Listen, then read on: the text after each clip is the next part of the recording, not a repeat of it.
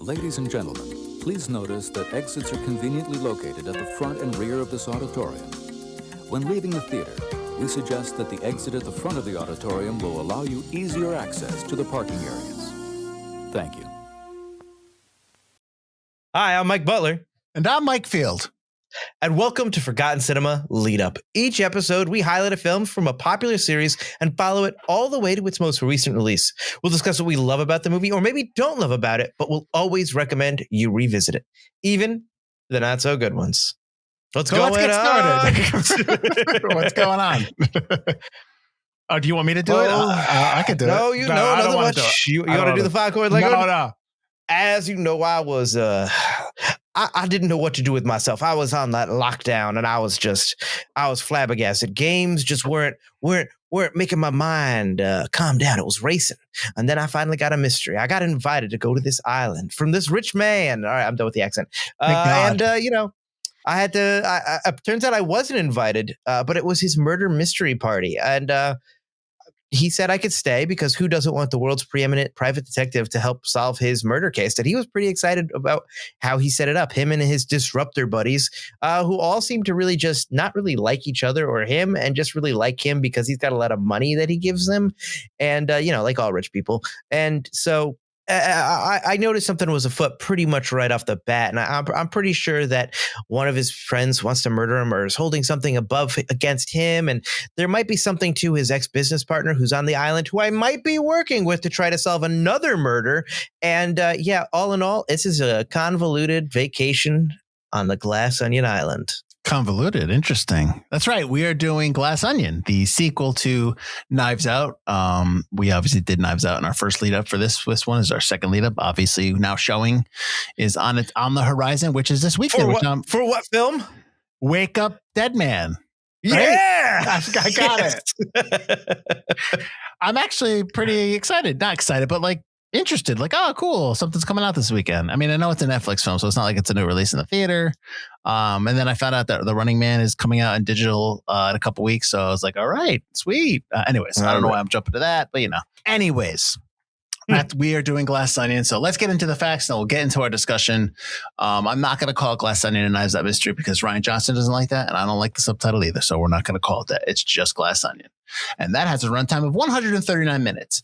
It's rated PG-13. Had a production budget of $40 million. It came out on Netflix on Friday, December 23rd, 2022. But I believe it had a 9 or 10 day theatrical window a couple weeks prior. I believe you're right. Yeah. So there are numbers here, but not really box office numbers that you would expect. Its opening weekend, or that weekend that it came out, was 9.4 million, and its total gross domestic and worldwide was 13 million. But I do have some interesting facts in terms of its release on its digital release. So its first 10 days of digital release, the film logged over 209.5 million hours worldwide, which means how many people viewed it or the hours that they viewed it. And between January and June of 2023, so the first 6 months of the film, it totaled 142.9 million hours watched, which is equal to 61.7 million views. So, I mean, I don't think we can add a monetary amount to that. It was estimated that it would have made 300 million worldwide if it released wide. But also, can you really, take that for, is that really true? Who knows? No, you can't take those numbers because those are the people who are at a convenience are like, oh, it's free on Netflix. Not I have to go drive to the theater, pay money, watch it, drag my family. Yeah. Right. And this is something that you might like, Butler, since we both worked in the movie theater business.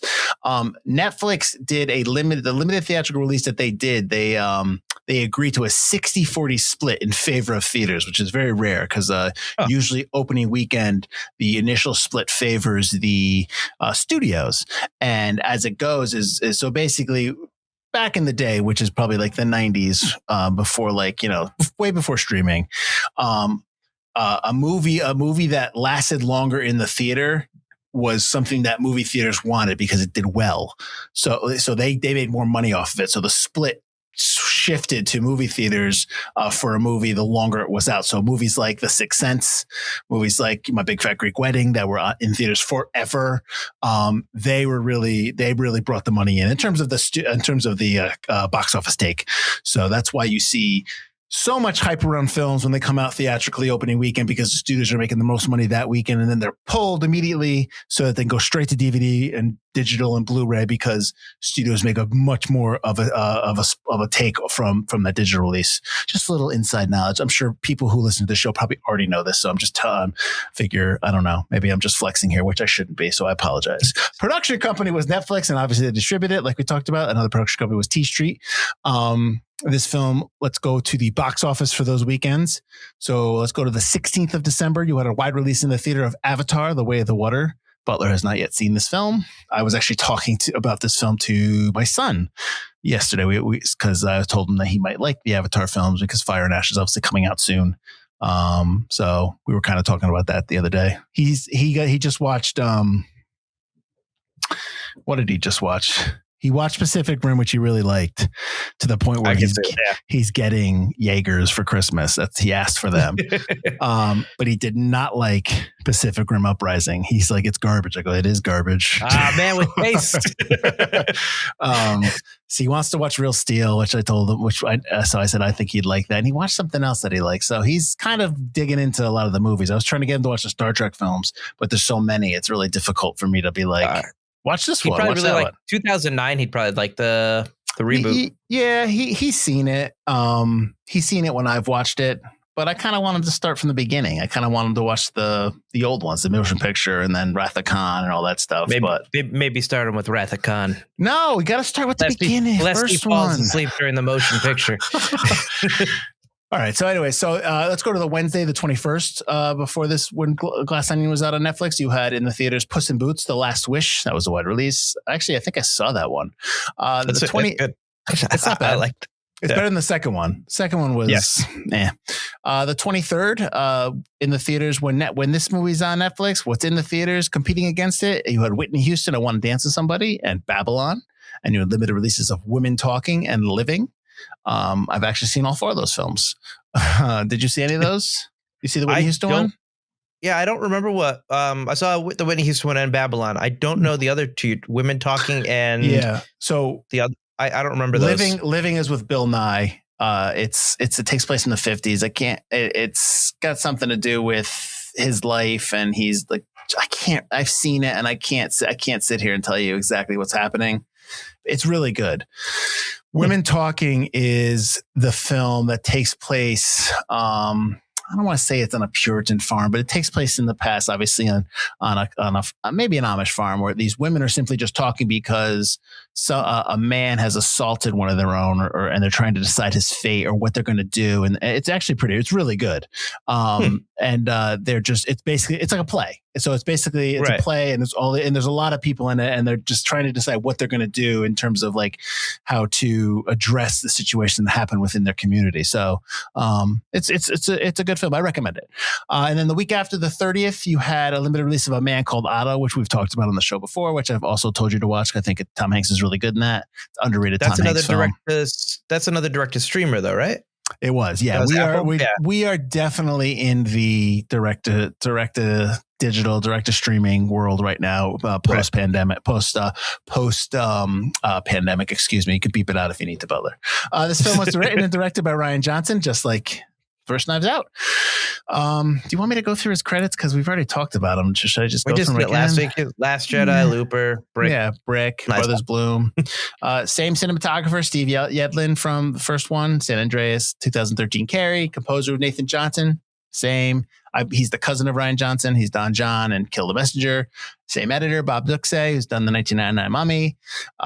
You got Daniel Craig back as Benoit Blanc, who's the only returning person. Well, not the only returning actor, but the only returning character from the first film. Obviously, you know him from James Bond movies. You had Edward Norton as Miles Braun, the antithesis of Benoit Blanc. Edward Norton has been nominated for 4 Oscars. 4 Oscars. Primal Fear, American History X, Birdman, and A Complete Unknown. Janelle Monáe as Andy Brand, and I guess as what's her name? Helen. She's in Moonlight, Hidden Figures, and Harriet. Catherine Hahn is Claire DeBella. She is the Connecticut governor in this film. She's one of the disruptors. So is Andy Brand for that matter. She's in Bad Moms. Tomorrowland, A movie we did. there you go. And then she's in the TV show Agatha All Along, as well as WandaVision.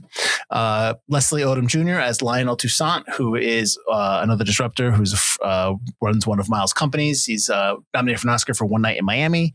He's also on the 2017 Murder on the Orient Express. And obviously, a lot of people, my family knows him from Hamilton, the play Hamilton. They are big Hamilton fans in my house. Kate Hudson as Birdie J. She's nominated for an Oscar for Almost Famous, Bride Wars, which is going to be an episode of ours. Mhm. And she's in the new one with Hugh Jackman's Song Sung Blue that's coming out this holiday season.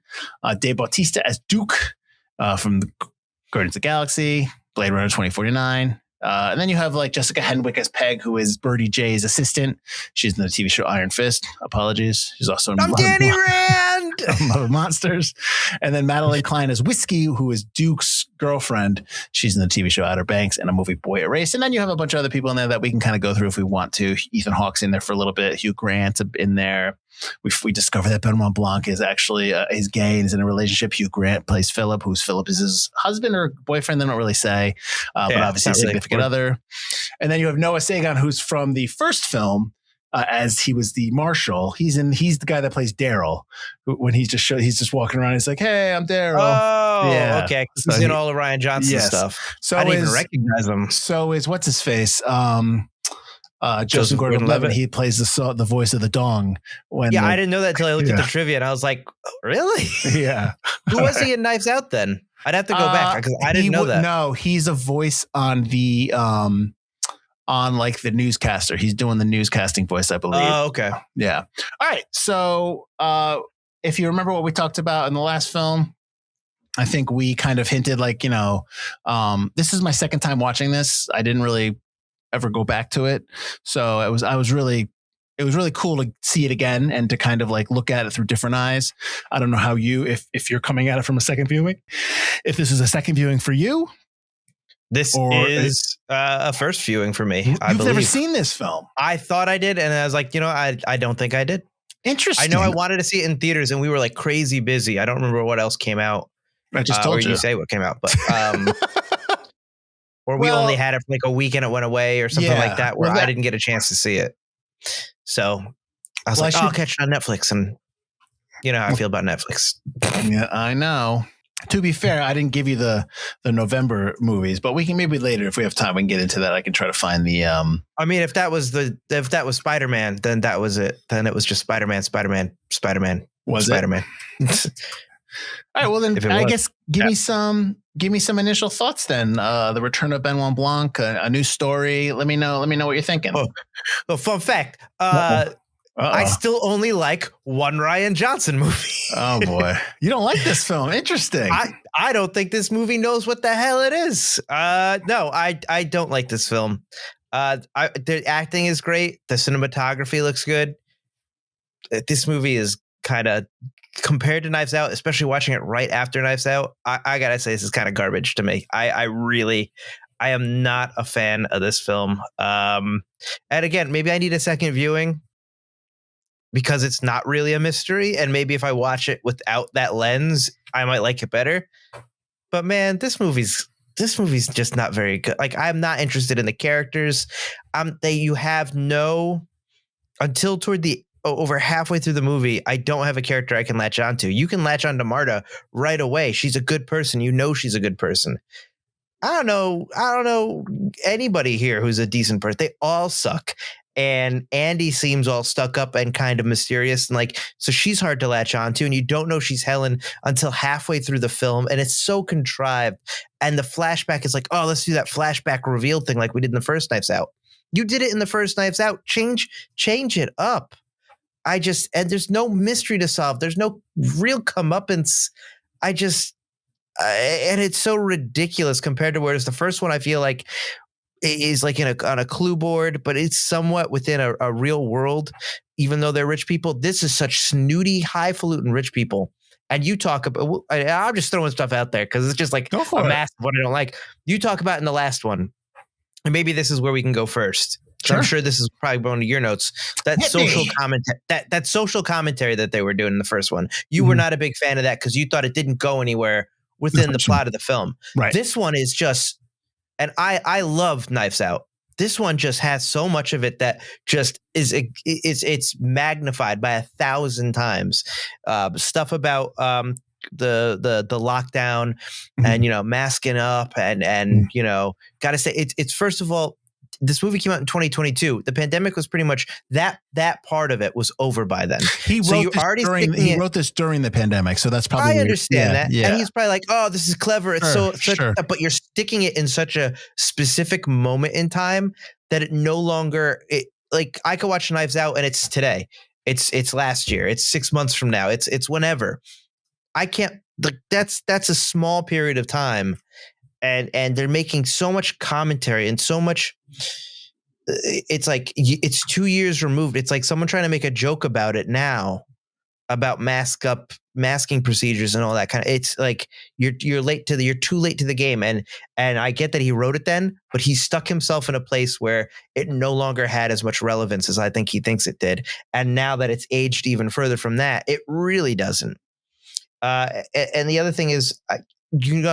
People who watch the show know I am no fan of rich people at all, ever. They suck. Well, the rich people that you have met have not been good. That's what you're saying. You have not met a good person yet that's been rich. That's what you're, Yeah. What if I'm suddenly loaded? I'm a nice guy. Am I going to change? Buddy, come on. I will, as they say in Glass Onion, suck on your golden teeth. Yeah, I suspect you wouldn't be the only one. But yeah, like these people there's nothing good about any of them. And or at least very little. And at least in Knives Out, you've got Catherine Langford's character who just wants to be able to go to school, who does feel for Marta. You've got Jamie Lee Curtis, who, although she wants the inheritance, she doesn't really need it because her company is doing well. She actually made a life for herself. She actually loved her father.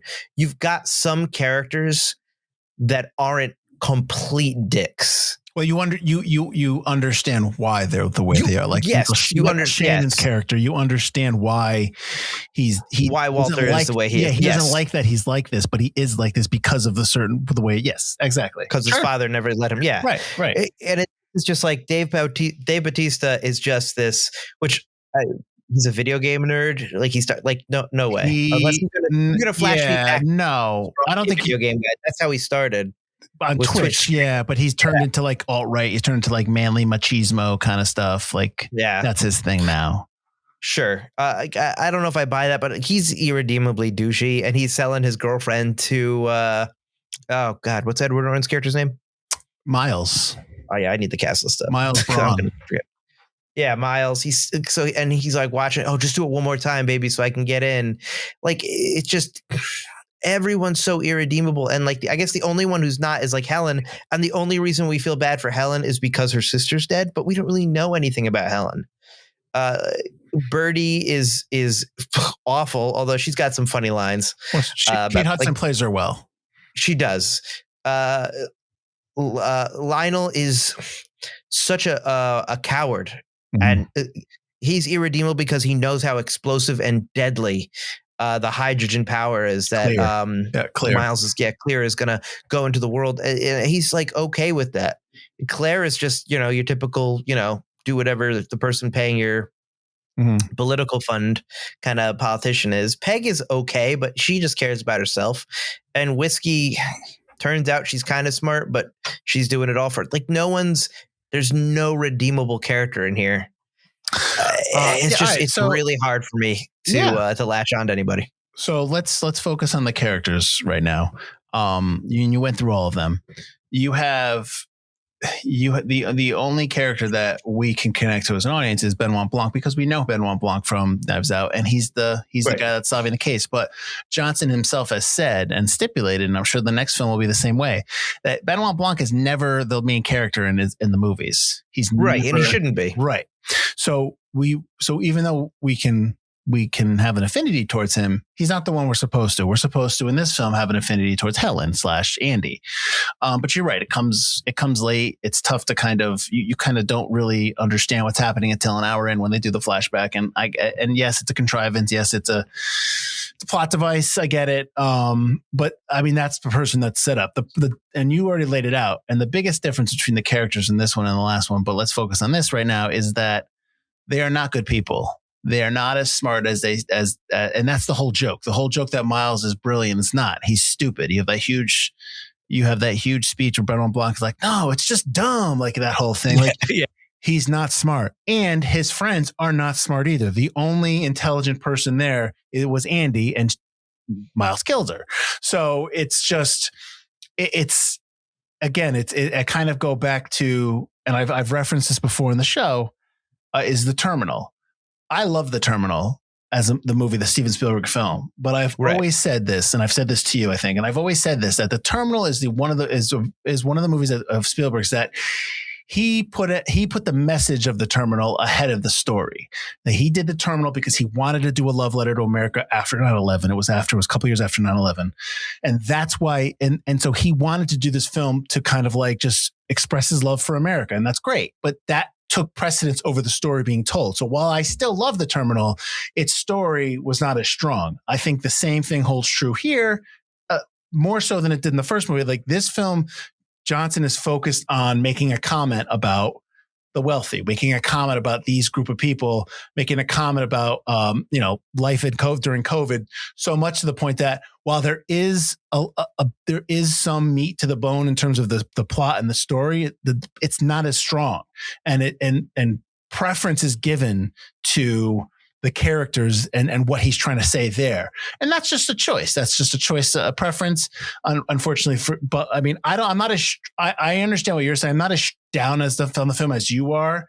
I think what I like a lot about in this film, Mike, is I felt like in terms of the filmmaking, in terms of the story, it was a little bit of a maturation from the first one. Like I felt like he really knew Benoit Blanc a little bit more here. But again, I agree with you. It's tough to really like anybody here because they are unlikable.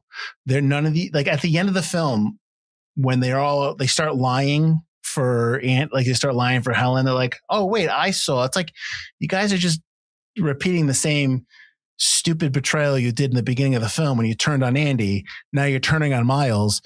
See, wrongs don't make a right. You're just still not good people. Like you're to me and to the audience, I don't feel happy for you. I don't like, you still are jerks. Like, so I totally agree with you there. Like I said, one of my takeaways was just kind of the actual filmmaking of the film and certain shots and certain looks, like you talked about, certain cinematography. I liked the setting. I enjoy Daniel Craig. I don't ever have a problem with Daniel Craig as Benoit Blanc. I think he's really got a hold of that character. I honestly think, Mike, I mean, I'll ask you this. I think he's got a better hold of this character than he does James Bond. I love James Bond movies, but I think that this is like almost like his role. I don't know what you think about that. I mean, we don't have to go there. We could talk about that later if you want. I mean, focus on the film. I think that I would agree with you in some ways, but I think the issue when you do a James Bond film is that often you have completely different writers. They bring in a director and then they write it. And so the Casino Royale, Daniel Craig, James Bond, he had a handle. Then Quantum of Solace, James Bond is widely different. Yeah. Skyfall, James Bond is more close to the Casino Royale.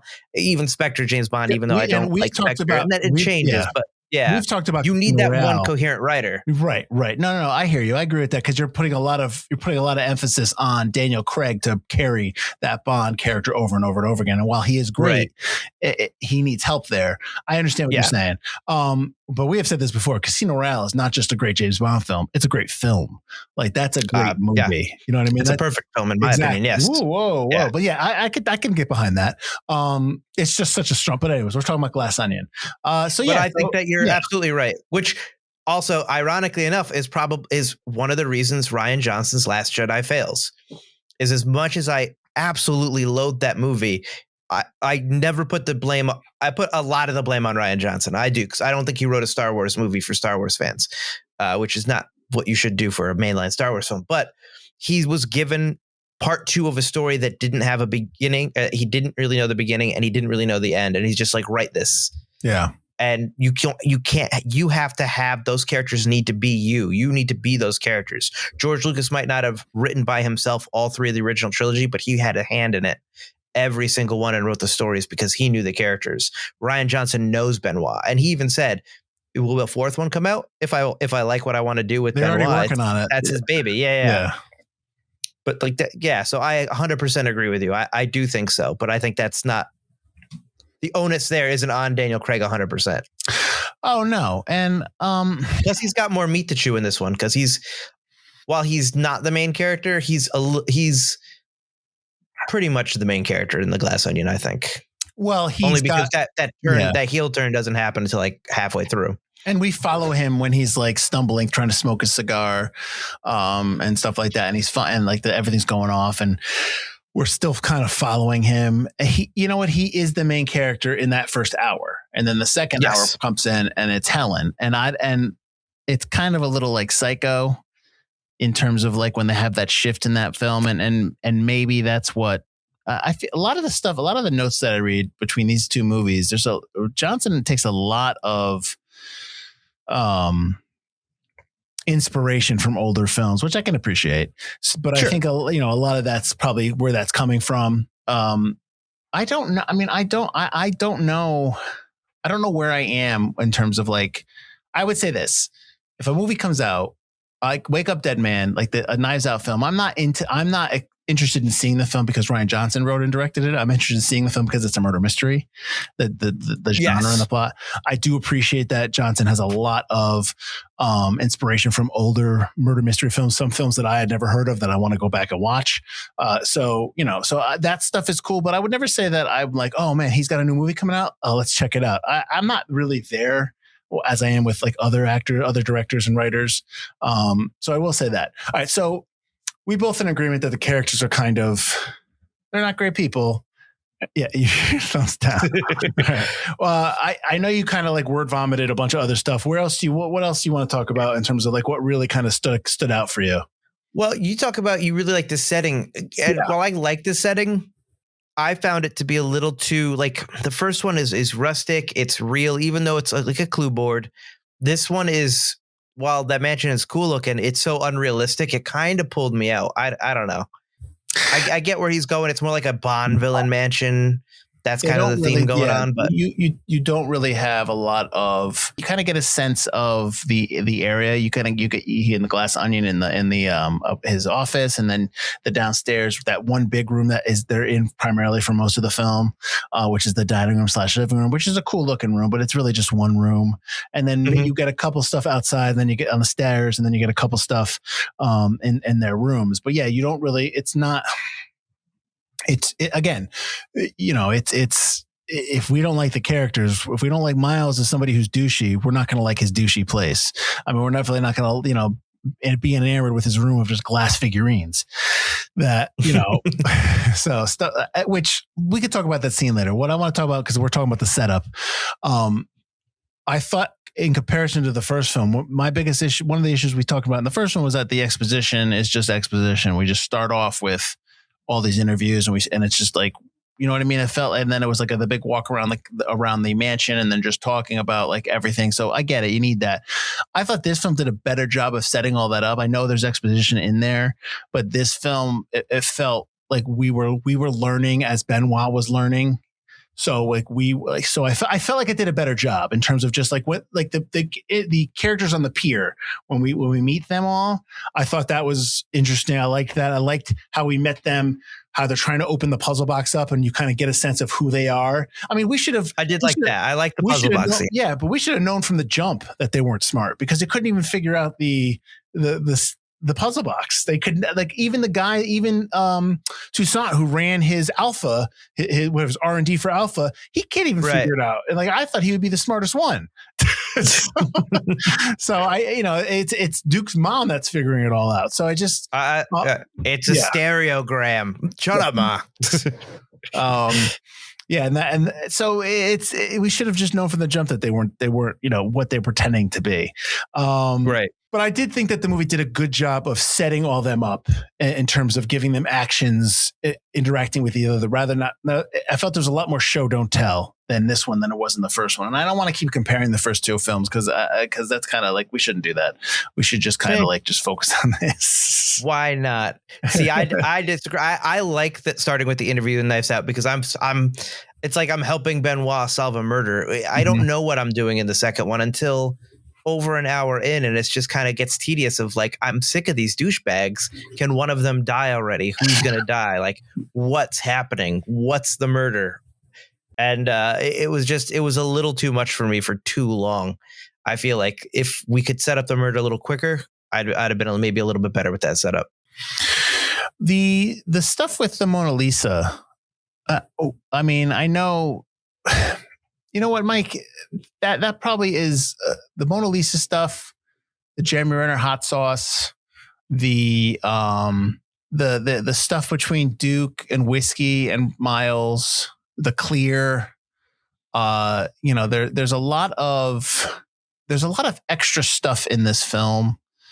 They kind of, the whole Andy thing, which is the crux of it, but they kind of like, the Birdie J stuff with, there's a lot of red herring stuff in this film that never pays off. There's a lot of stuff that they have here that I think they're trying. There's a lot of stuff that's going on in terms of the real relationship between these people and Miles, but it's never used as a potential motive for somebody to kill somebody. Like, so yeah. You know what I mean? It's never really used, and it's just there. And what ends up happening is it just becomes noise, and it really is about Andy and Miles, and it's like that is lumped into all this extra noise where it doesn't feel like it's a true major plot point in terms of like the mystery of who killed Andy, who killed Cassandra. That's her full name.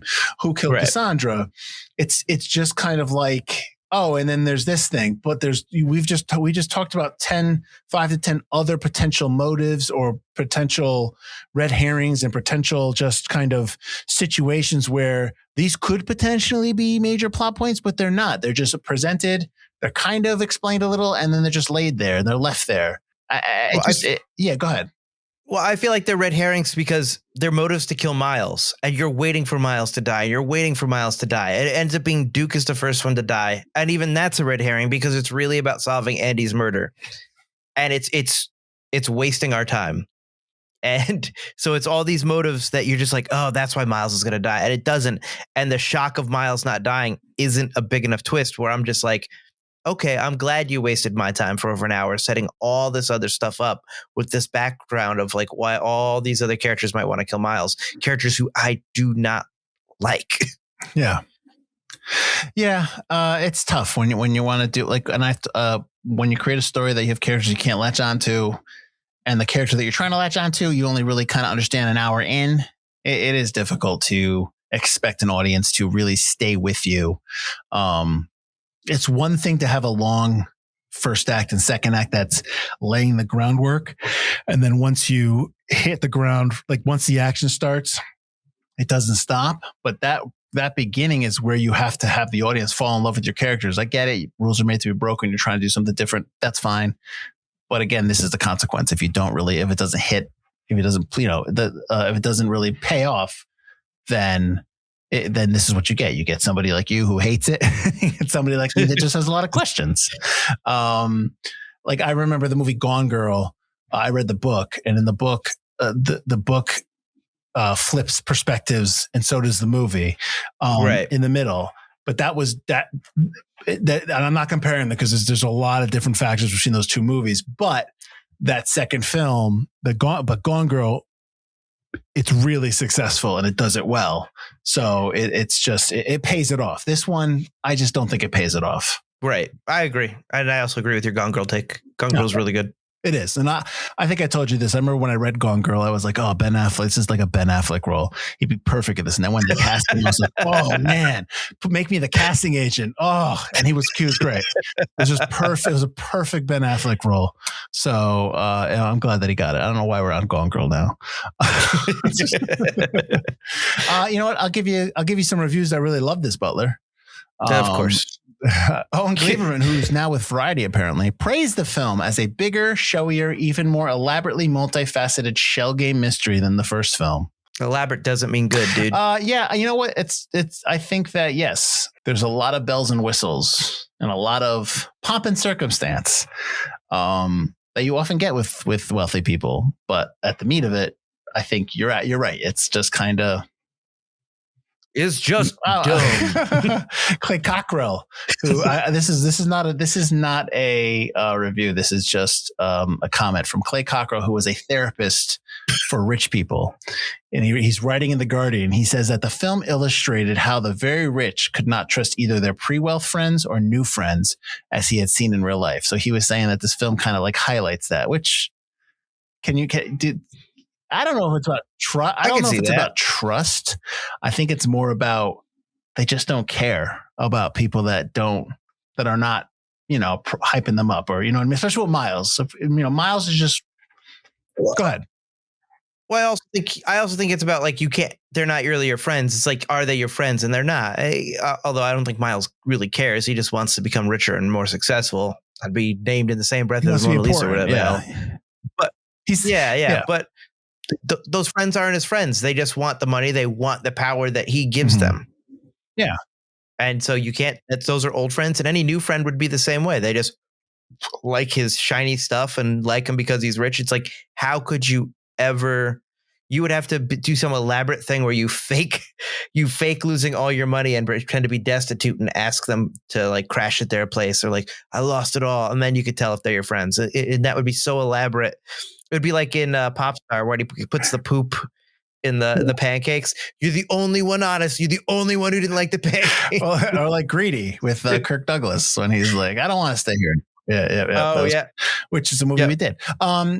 Did you did you read the note about how the whole thing about the fugue structure, that whole thing, Yo-Yo Ma's thing, when he comes in at the Birdie J party and he talks about the fugue structure, it's a. I mean, I watched the scene, but I don't know. Basically, it's like when you play a piece of music and then you lay it on itself again and play it again.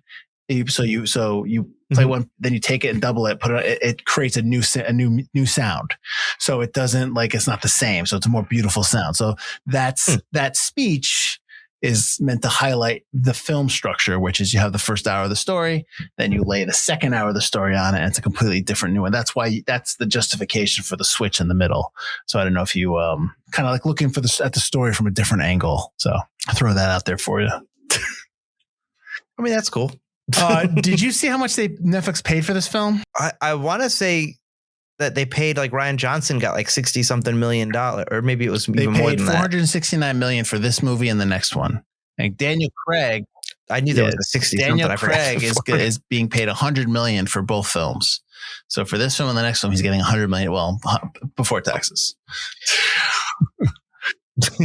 Not to mention what he got for his last James Bond film, which I can't remember the exact figure, but I know it was a lot. Wonder if I wonder if the fourth one will be a Netflix film or it will be a theatrical release, because Rian Johnson loves theatrical. And now that they're out of the Netflix contract, I wonder if they'll go for a more traditional theatrical approach. Well, they might be out of the Netflix contract, but guess what? They can only go two places now. Once that deal goes through, they can either go to Netflix or Disney. Paramount could succeed in their hostile takeover of. They could. There is that. They could. They have 2 weeks to respond or something like that. They're petitioning, and I'm sure it'll be break after this episode might come out after the fact, but they're petitioning the shareholders themselves with a higher price point. Yeah. So with a higher price point, and then that's why Netflix came back and was like, no, we'll honor theatrical releases for films. I'm not sure you will, pal. Come on. So I get, when we talk about our lead ups, we don't really say why it's forgotten, obviously, because that's not why we're doing it. But this movie got nominated for a best adapted screenplay.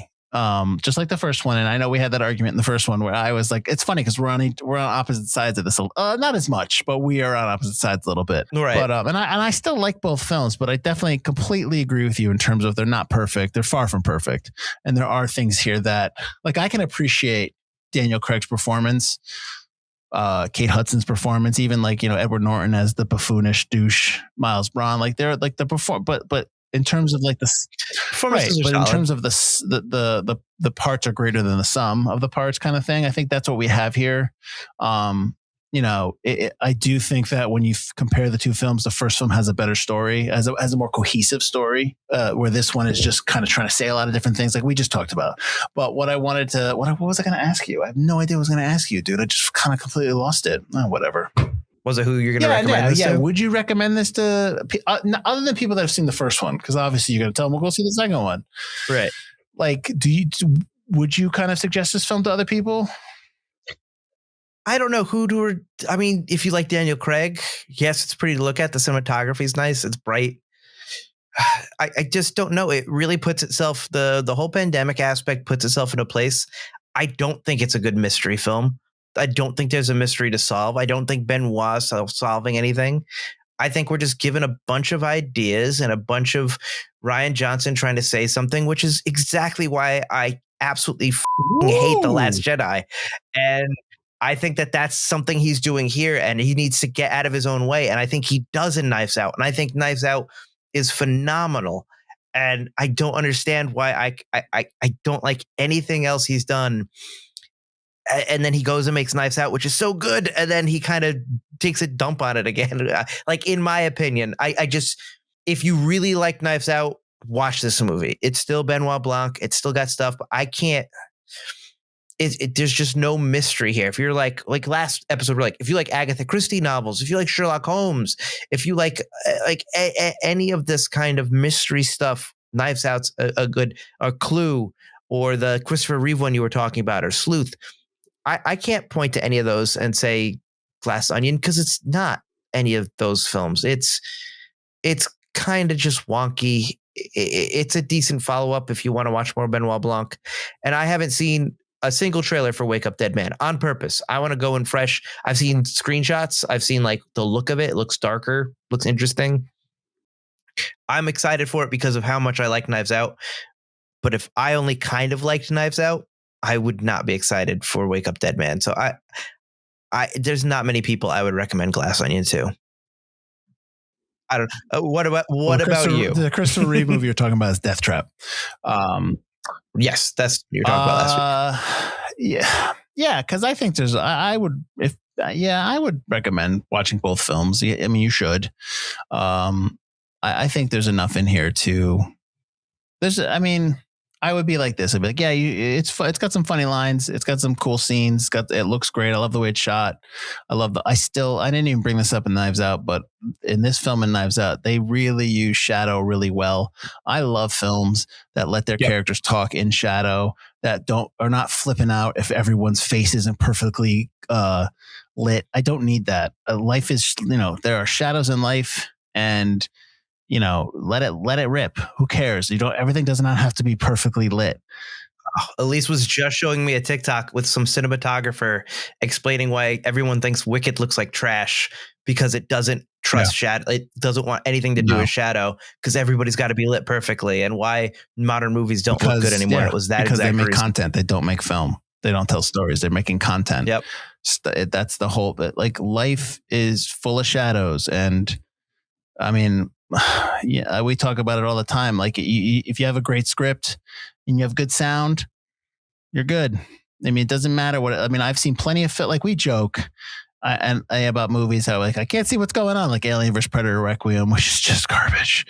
But when you watch good films and really solid films, right, and they're playing with light and dark and shadow, and even like, that's just like, that's next level. That's just like, and I say next level, but it's not a great leap. You can get you can get there. Like here, I'm lit, but like, this is fine too. I mean, if you're trying to do something like that's it. If you just do this and you're like, have one light in shadow and I'm one half's in dark, that's fine. Like, there's nothing wrong with that. That adds intrigue.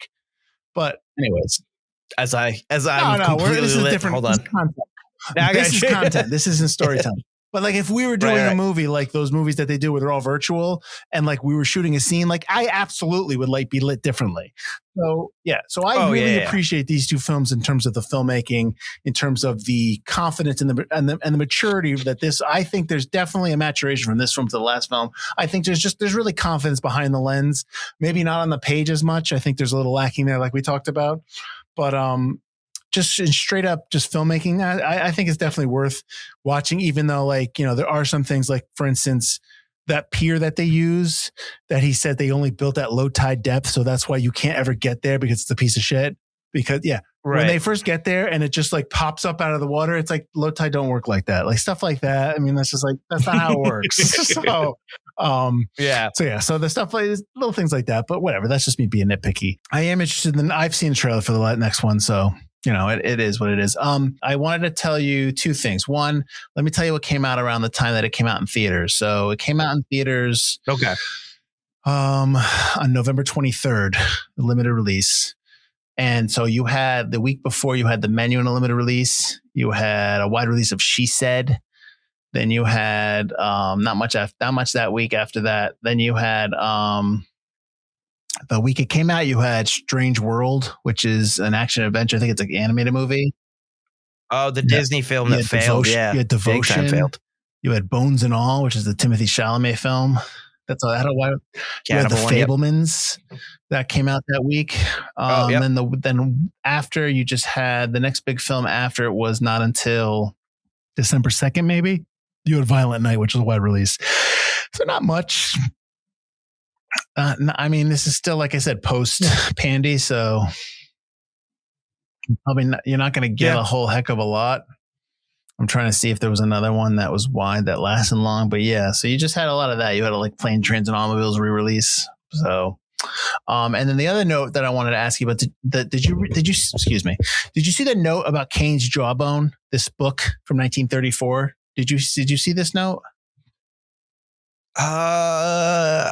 Did I last night? Okay. It sounds familiar. So one of the books in Blanc's bathroom floor is Cain's Jawbone. But the thing about this book, Mike, which I kind of want now, it's a murder mystery, but the 100 pages are printed out of order, and you have to figure out the order of the pages to solve the mystery. And it's only been solved apparently 3 times.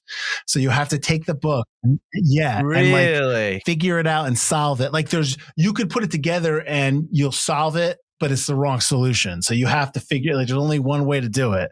I was like, and this is from 1934. And I'm like, oh man, like I want this book, but I'm like, this book would probably destroy me. Like I would just be like, I'm gonna come over, and the entire studio wall is just gonna be all the pages ripped like, out and taped everywhere. It's Only Sunny with Charlie, and he's talking about the cats on the wall. He's just like, we got this. I got it. That's absolutely what it would be. You're going to have 12 other copies being like, I changed the order 18 times. I still don't know. Absolutely. All right. So sweet. So, you know, we're obviously this is leading up to our now showing, which is we recording this right now on December 9th. I don't know when Mike's putting this out, but we'll be watching Wake Up this week at some point, because Wake Up Dead Man comes out Friday. We'll be watching it this weekend, and then we'll be recording either Monday or Tuesday. I can't remember which, for next week. So little quick lead up series. I think this is good to revisit. I'm glad we went back because I'm now leading. It's actually a perfect lead up because like, hey, this movie comes out in a couple of days. So I'll be like, all right, I'm ready to go. I've caught up with Benoit Blanc. I'm ready to rock and roll. Let's see what happens here. Hopefully it's good. We'll see. I hope. Fingers crossed. Hold on. A lot of double birds in this film. A lot of double birds. Disruptors. A lot of double birds, like to the point where like, is this on purpose? Like you all just have the same double bird move, or is this like you just all were like feeding off of each other with the double birds? I also will say this, that like, I know you talked about how this movie takes place in COVID times and pandemic. Do you not like films that take place during the pandemic? I think that unless your film is about that, you place it in a time that is very specific and it dates your film and not in a way that works. Like if you have a movie that takes place in the 70s, fine, but that's the 70s. This is such a very specific time frame that it's like making your film take place during Pearl Harbor. And you have radio announcements to, they're still recovering bodies out of the wreckage, and your movie takes place in Hawaii, but has absolutely all to do with Pearl Harbor. It's just in the background. Why? Because you want it to. And it's just like you're gonna really date your movie and put it in a place you don't need to, and you're not saying anything. You're not saying anything explosive that no one else has said. You're not tipping that needle. You're not weighing this. Oh wow, you're divisive. Like, okay, I get it. Kate Hudson's mask has holes in it. Fun, she's in her pod. cool. In her pod. Yeah. Oh, it's so funny. I'm in my pod. Like, it made me groan. I audibly groaned. Mysterious shot that they put the Ethan Hawke cameo. I did like the shot. So can I go? You're good. Well, you're good. But you're good. But it's like, is he though? Because Miles Braun's an idiot. So is he good? That's I guess true. Hawke was in Budapest shooting Moon Knight, and he came to Greece for a day just to shoot that scene, just to do a quick cameo. So, yeah, that's cool. I will say, in terms of movies that take place in the Pandy, I would recommend like the Soderbergh film Kimmy with Zoe Kravitz. That was really good. There's also the only other times I've seen really good stuff is like, I don't know if it's season 4 or 5 of Superstore. They actually do a season where they're working at the store during a pandemic. That's really good. That because it's a lot of stuff that you and I dealt with when we kind of were working at the theater. So I could relate. And there's an episode of what the hell's the name of the show? Mythic Quest that they did that's on Apple. They did one episode where the entire episode is everybody from home on the virtual during the quarantine, and it's actually pretty funny. It's a really good episode. So there's only very few I've seen that. I don't mind movies that take place during that time. I think we're probably going to get more because it's a big time in our lives. So I think we get a lot of that. Right. I just think you had to use it correctly. Well, it's a way. But it was such a short time. It's a way to isolate everybody on the island. But again, you don't need that. You could just have them isolated regardless. You don't need it necessarily.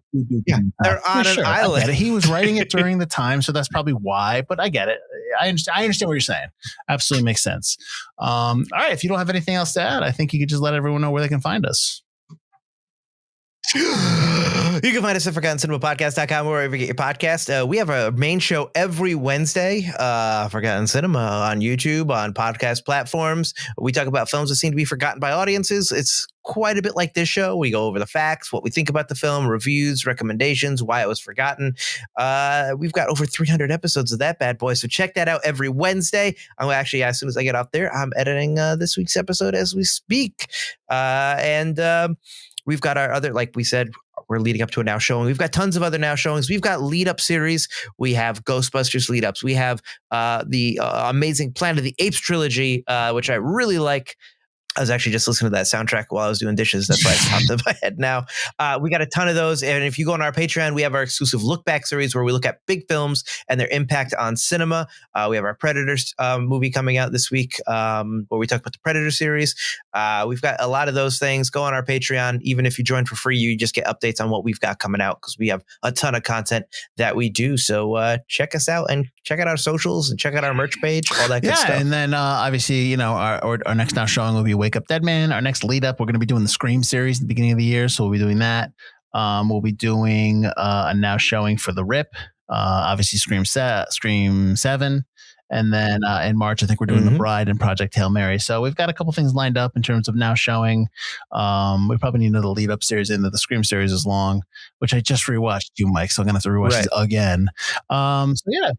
You watched all of them? Oh, that's right, because you watched them with your family. So, I mean, just read a Wikipedia article. I might just watch because I did just watch them. So I was just like, oh, I gotta watch these again. So yeah, so that's what we got coming up, and obviously the main show, as Mike said, I think it's Four Brothers this week, and we got a couple of holiday films coming up. Reindeer Games and Why Him. So keep it locked in on Forgotten Cinema. Subscribe if you can. Hit us up if you want to talk about movies. Yeah, that's all I got. I'm Mike Field. I'm Mike Butler. And this has been Forgotten Cinema Lead Up. We'll see you at the now showing.